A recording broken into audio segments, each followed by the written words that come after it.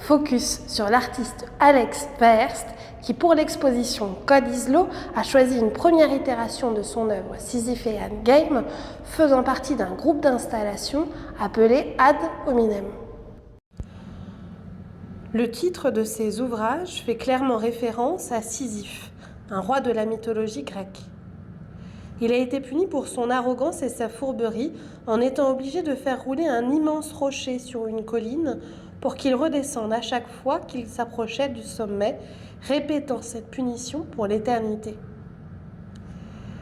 Cette action se produira à jamais dans cette histoire, tout comme les 4 jeux sisyphéens développés dans le cadre du projet Ad Hominem. Le visiteur, ou plutôt le joueur dans ce cas, peut interagir avec l'œuvre. Contrairement aux règles habituelles, ces jeux ne vous mèneront pas au niveau suivant. Les 4 jeux sont conçus pour vous maintenir au même endroit sans aucune évolution. Comme Sisyphe qui se voit confier sa tâche éternelle. Les jeux ne sont pas perturbés par le participant. Que l'implication, l'interaction ou l'investissement du joueur soit enregistré ou non, les jeux se poursuivront à l'infini. L'apport du joueur ou du participant n'a qu'un effet très limité. Les changements ne sont que temporaires et très limités et ne créent qu'un sentiment perpétuel de progression. Les travaux sont basés sur la première génération de jeux qui sont apparus à la fin des années 1980 et au début des années 1990.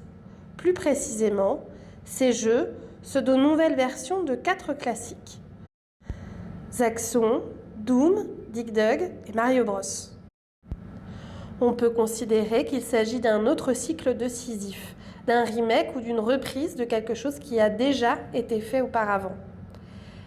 Les jeux sont accompagnés de fenêtres donnant sur des décors de la vie réelle, des bâtiments de 1950, un sac plastique jouant avec le vent, la destruction de bâtiments. Choisis par l'artiste dans une relation intuitive avec l'environnement dans lequel le joueur est immergé.